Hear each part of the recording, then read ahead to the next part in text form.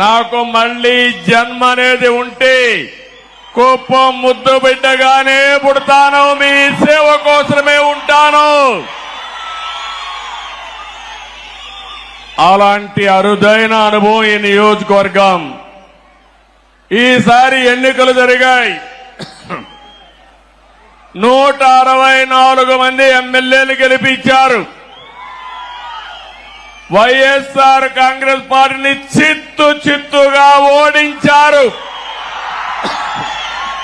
11 సీట్లే గెలిచారు.